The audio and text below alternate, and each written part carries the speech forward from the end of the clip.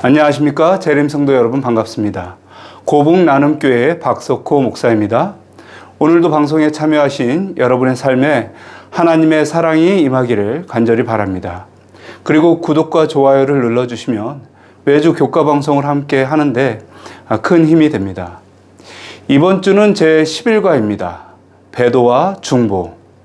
이 기억절 말씀은 모세가 여호와께로 다시 나아가 여짜오되 슬프도소이다.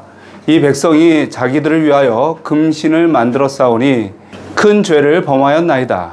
그러나 이제 그들의 죄를 사하시옵소서.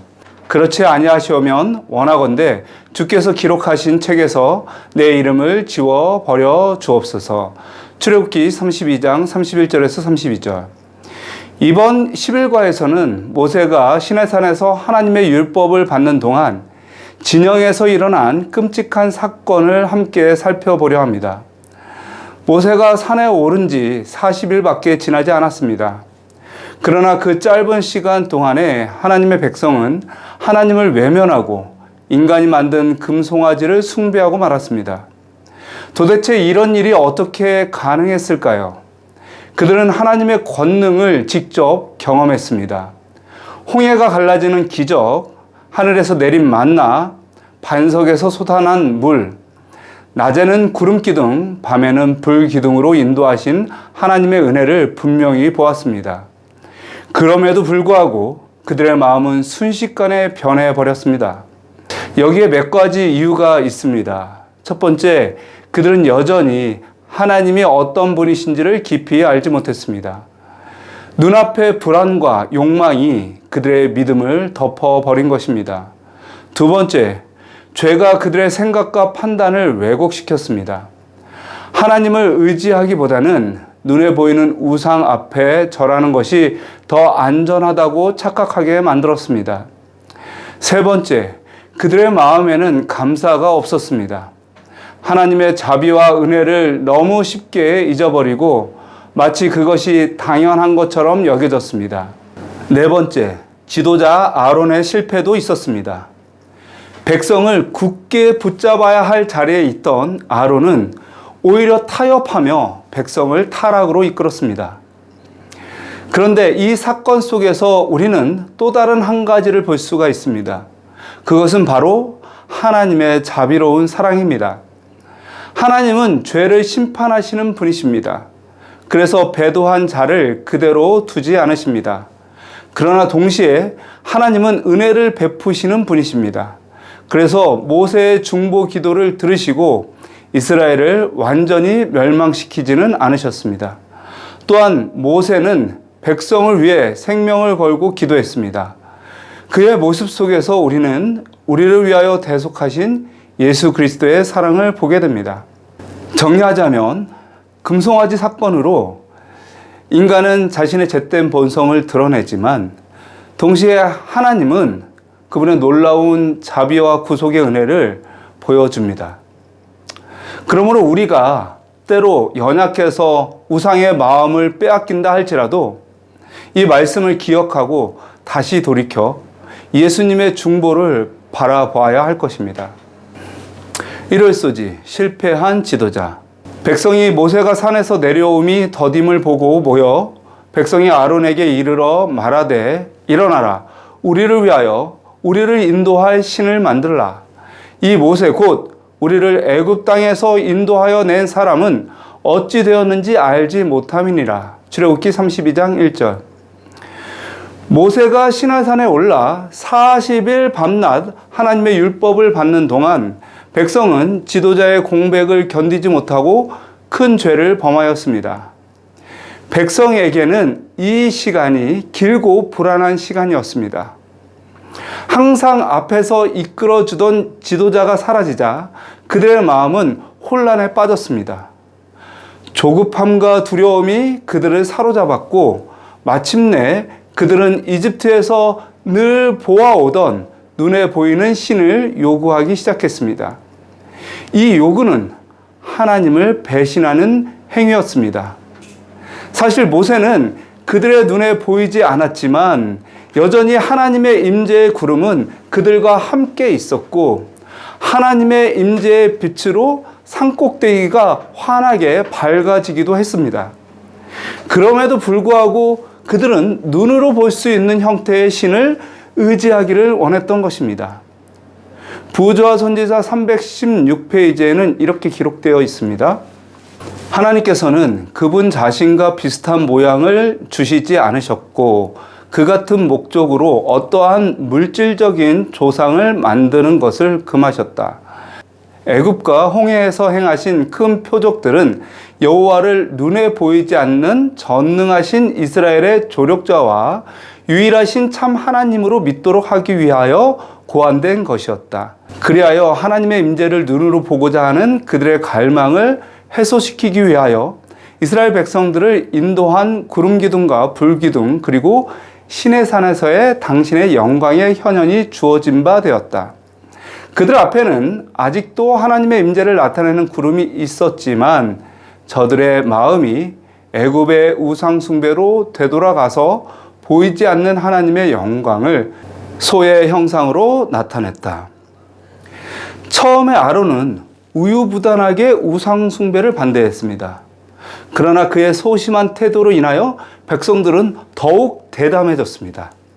또한 소수의 충성된 사람들도 우상 숭배와 반역을 막았습니다. 그 결과 우상 숭배자들은 극도로 흥분하였고 충실한 무리를 공격하고 거칠게 대하다가 결국 혼란 속에서 죽이고 말았습니다. 출애굽기 32장 2절, 4절, 5절. 아론이 그들에게 이르되 너희의 아내와 자녀의 귀에서 금고리를 빼어 내게로 가져오라. 아론이 그들의 손에서 금고리를 받아 부어서 조각칼로 새겨 송아지를 만드니 아론이 보고 그 앞에 제단을 쌓고 이에 아론이 공포하여 이르되 내일은 여호와의 절일이니라 하니 이때 아론은 지도자로서 결단을 내려야 했습니다. 모세가 없는 동안 모든 사법권이 아론에게 위임되어 있었지만 그는 하나님을 높이고 담대하게 설 용기보다는 두려움과 소심함에 사로잡혔습니다. 아론은 하나님의 영광을 위해 굳건히 서야 했지만 자신의 안전을 더 염려했습니다. 결국 그는 백성들의 요구에 굴복하여 금을 가져오도록 명하고 금 송아지를 만들어 경배하게 했습니다. 더 나아가 제단을 쌓고 내일은 여호와의 절일이라고 선포함으로써 우상 숭배를 조장하는 길을 선택한 것입니다. 오늘 우리는 아론의 실패를 반면교사로 삼아야 합니다. 눈앞의 상황보다 하나님의 말씀을 붙들고 사람의 눈보다 하나님의 눈을 두려워하며 인기보다 주님의 영광을 더 소중히 여기는 신앙인이 되어야 합니다. 또한 기억해야 할 것은 모세가 부재한 그 시간에도 하나님은 여전히 백성과 함께 계셨다는 사실입니다. 문제는 백성이 그 사실을 믿지 못한 것이었습니다. 우리의 삶에도 하나님은 침묵하는 것 같아 보이지만 함께 하고 계십니다. 그 사실을 믿는 것이야말로 우리에게 큰 축복이 될 것입니다. 월요일 소지 우상 숭배와 악.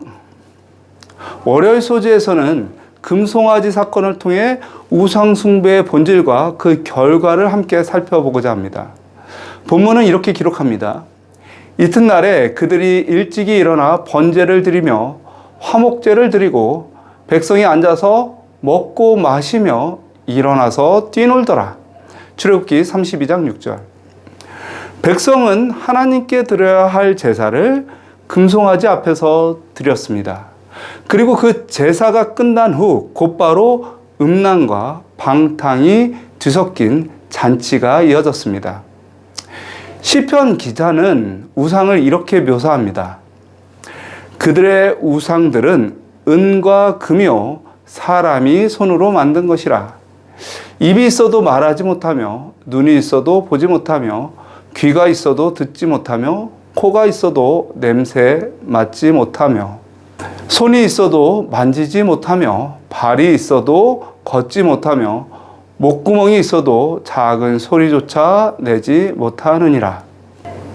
우상을 만드는 자들과 그것을 의지하는 자들이 다 그와 같으리로다. 시편 115편 4절에서 8절. 말씀에서 보면 우상은 아무런 생명도 능력도 없습니다. 그러나 문제는 인간이 우상을 만드는 순간 그 자신이 우상과 같이 썩어질 존재가 된다는 데 있다는 것입니다. 이스라엘이 만든 금송아지는 이집트의 황소신 아피스와 소신 아토르를 닮아 있습니다.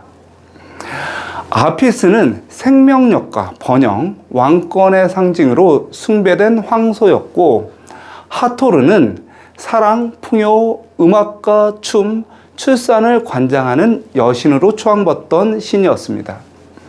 그러나 하나님께서 이런 신들이 아무런 능력이 없음을 열 재앙을 통해서 그들에게 보여주셨습니다. 뿐만 아니라 그 신을 섬겼던 바로의 무능하고 어리석음도 보여주었습니다. 그래서 하나님께서는 말씀하셨습니다. 출애굽기 20장 3절에 너는 나 외에는 다른 신들을 내게 있게 말지니라. 출애굽기 20장 4절에서 5절 너를 위하여 새긴 우상을 만들지 말고 그것들에게 절하지 말며 그것들을 섬기지 말라. 그럼에도 불구하고 이스라엘 백성들은 이 명령을 어기고 금송아지를 만들어 경배하였습니다. 이스라엘은 창조주 하나님을 예배하는 대신 자신들의 손으로 만든 피조물을 섬겼습니다. 창조의 질서를 거꾸로 뒤집은 것이었습니다. 더 나아가 그들은 인간의 형상조차 아닌 짐승의 형상으로 하나님을 대체했습니다. 사도 바울은 우상 숭배의 본질을 이렇게 설명합니다. 로마서 1장 22절에서 23절입니다. 스스로 지혜 있다 하나 어리석게 되어 썩어지지 아니하는 하나님의 영광을 썩어질 사람과 금수와 버러지 모양의 우상으로 바꾸었느니라. 여기서 말하는 우상 숭배의 핵심은 무엇일까요? 그것은 바로 하나님과의 관계를 버리고 사람과 금수와 같은 피조물을 따르는 일입니다. 우리가 눈에 보이는 것, 만질 수 있는 것에 의존할 때 우리는 참 하나님을 떠나게 됩니다. 그리고 바울은 그 결과를 이렇게 경고합니다. 로마서 1장 24절입니다. 그러므로 하나님께서 저희를 그 마음의 정력대로 더러움에 내어버려 두사 그들의 몸을 서로 욕되게 하게 하셨으니. 우상 숭배는 도덕적 타락과 영적 부패로 이어집니다. 마음이 하나님을 떠날 때 우리의 행동과 삶 전체가 부패하고 서로에게 해를 끼치는 결과를 낳게 되는 것입니다. 오늘날에도 여전히 우상은 우리 곁에 있습니다. 눈에 보이는 우상일 수도 있고 마음속의 우상일 수도 있습니다.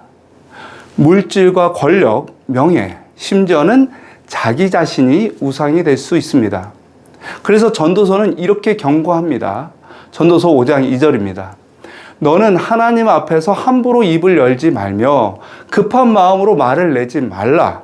하나님은 하늘에 계시고 너는 땅에 있음이니라. 그런즉 마땅히 말을 적게 할 것이라. 이 말씀에서 중요한 교훈은 무엇일까요? 그것은 우상 숭배가 하나님과 인간 사이의 근본적인 위상의 차이를 무시한다는 것입니다. 하나님은 창조주이시고 인간은 피조물입니다. 그러나 우상 숭배는 이 신학적 구별을 지워버리고 인간이 신과 동등하게 되거나 신을 인간화하려는 시도로 나타냅니다. 더 나아가 인간의 경솔한 말과 성급한 판단, 불필요한 행동은 하나님 앞에서 자신의 위치를 잘못 인식하게 만듭니다.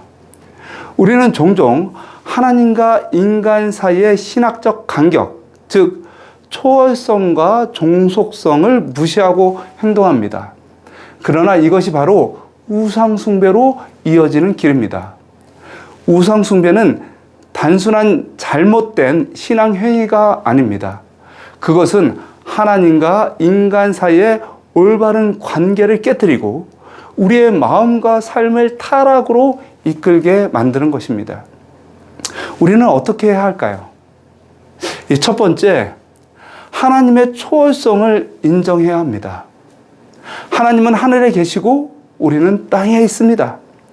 두 번째, 말과 행동에서 신중함과 겸손을 가져야 합니다. 성급한 판단과 경솔한 행동은 하나님과의 관계를 왜곡합니다. 세 번째, 하나님과 인간의 올바른 위상 차이를 이해하며 우리의 마음을 하나님께 온전히 돌려드리는 것이 경건 생활의 기본입니다. 이 말씀을 마음에 새기면서 우리의 삶 속에서 보이는 우상과 보이지 않는 우상에 마음을 빼앗기지 않고 오직 하나님께 겸손히 나아가는 우리가 되기를 소망합니다. 화요일소지 스스로 부패함. 화요일소지에서는 월요일소지에 이어서 우상숭배와 우리의 마음에 대해서 함께 묵상하려 합니다.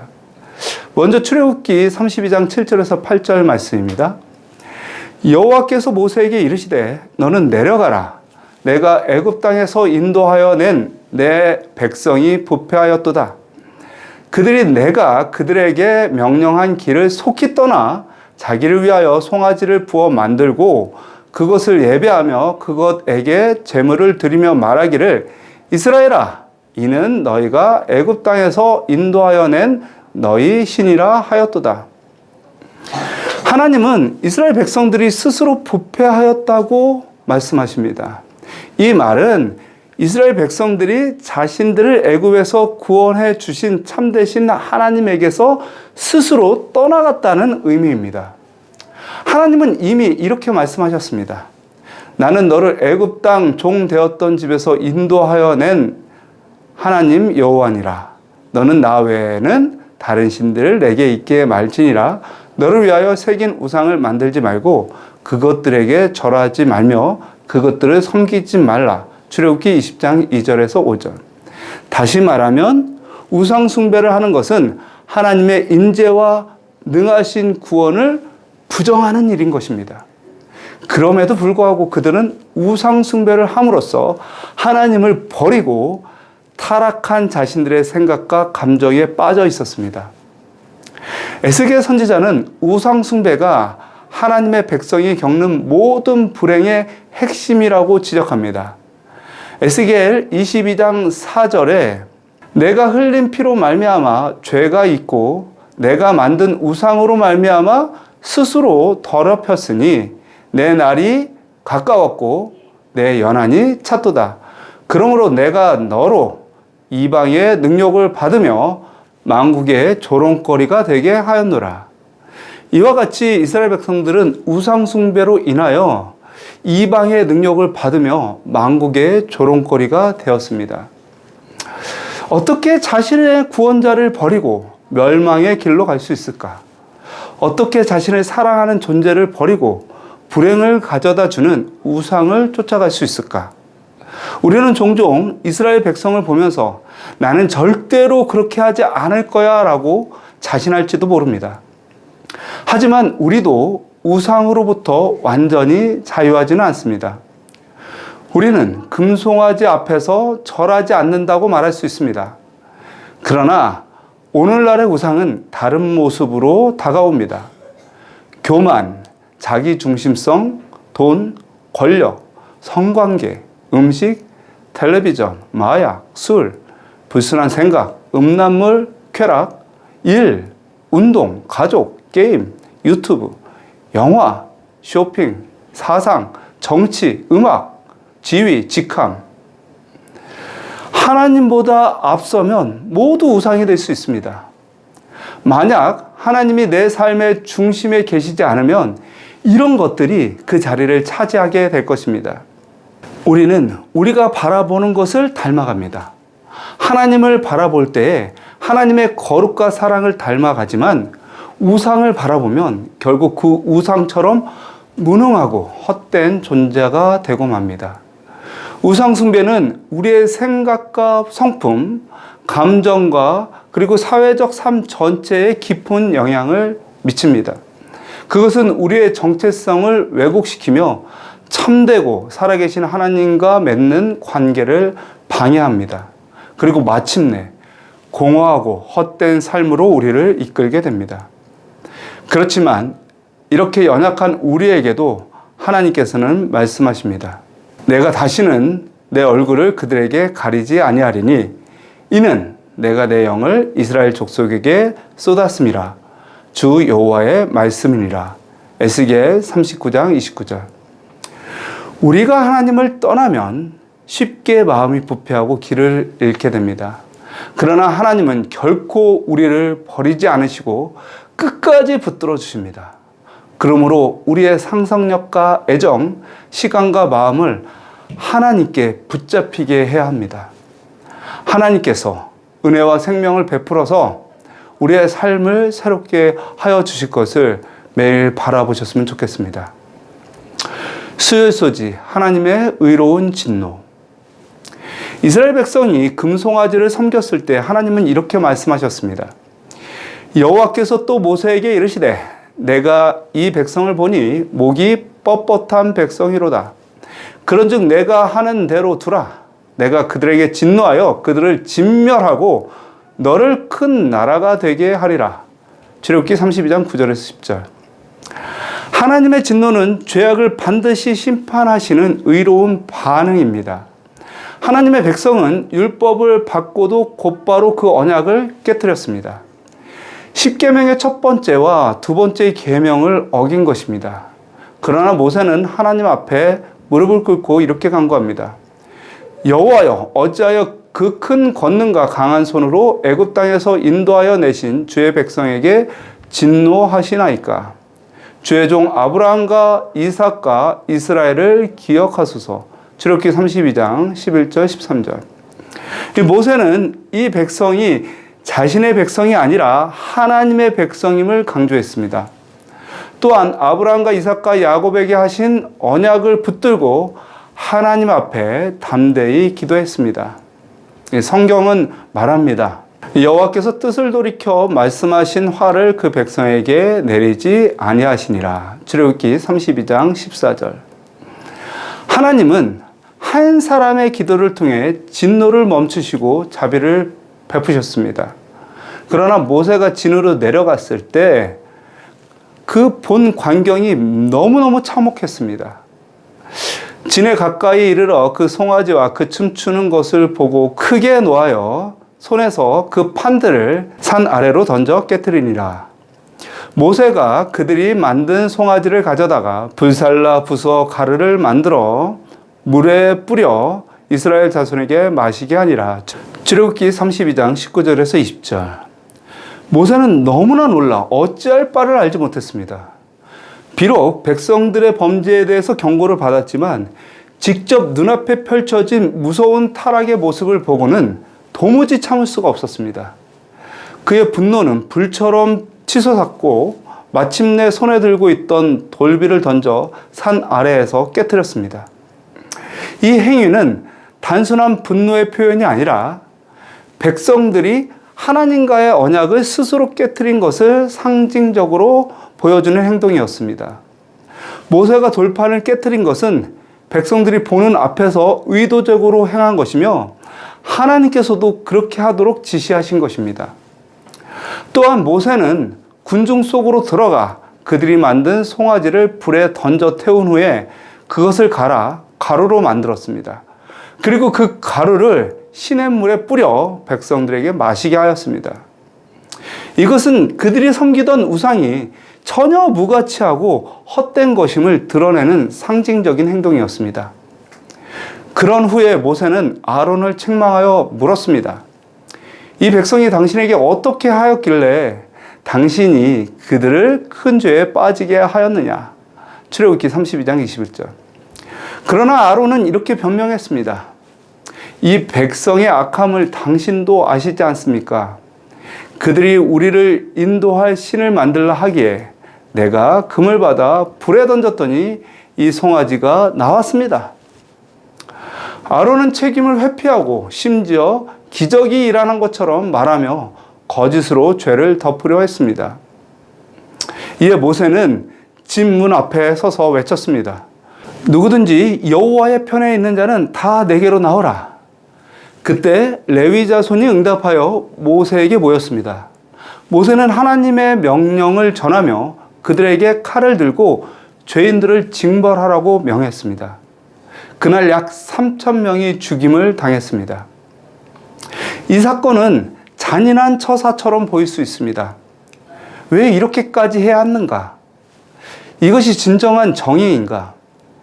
이 사람들의 눈에 아론은 점잖고 온유하게 보였습니다.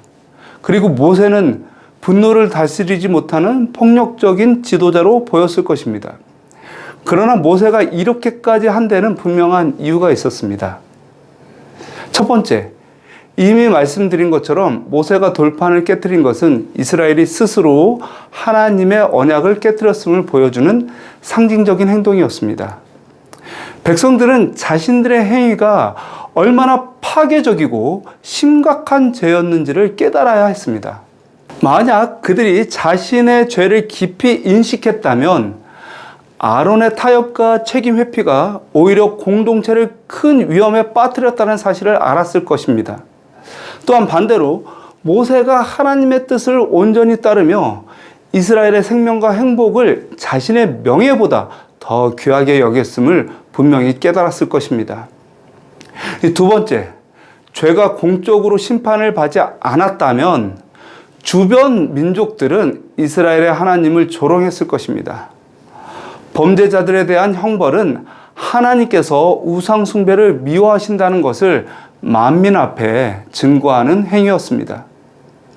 세 번째, 죄에 대한 신속한 심판은 공의이기도 하지만 사랑의 결단이었습니다. 어떻게 심판이 사랑인가? 만약에 반역을 방치한다면 더 많은 백성이 파멸에 빠질 수 있었기 때문입니다.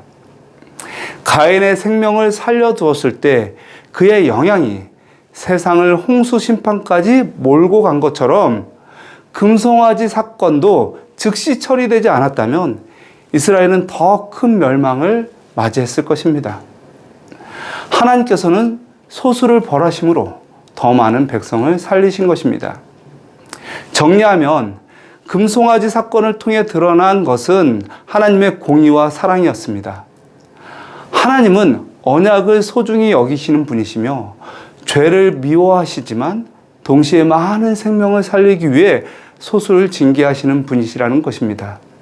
아론과 모세의 모본은 우리에게 두 가지 길을 보여줍니다. 하나는 우상 숭배와 변명으로 이어지는 길이고 다른 하나는 하나님 앞에 무릎 꿇고 백성을 위해 중보하는 길입니다. 이 중에 우리가 선택해야 할 길은 당연히 모세의 심장으로 사랑과 공의를 높이는 중보자의 길입니다. 우리가 가족을 위해, 교회를 위해, 나라와 민족을 위해 기도해야 합니다. 모세의 기도를 들으신 하나님께서 오늘 우리의 기도도 들으시고 뜻을 돌이키실 것입니다. 목요일 소지 중보. 살펴본 대로 우상 숭배는 끔찍한 결과를 낳았습니다. 수많은 사람들이 죽었고 공동체는 쓰라린 고통을 함께 겪어야 했습니다. 또한 언약도 깨어져서 그들이 하나님의 백성으로 인정받지 못하는 처지에 놓였습니다.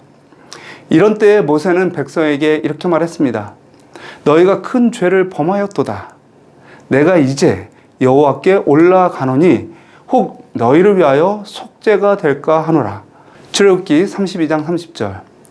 백성의 죄는 너무나 컸습니다. 하지만 모세는 그들을 대신해 하나님 앞에 나아가 속죄를 구하겠다고 말했습니다. 모세는 산으로 올라가서 하나님께 간절히 기도했습니다. 슬프도소이다. 이 백성이 자기를 위하여 금신을 만들어 싸우니 큰 죄를 범하였나이다.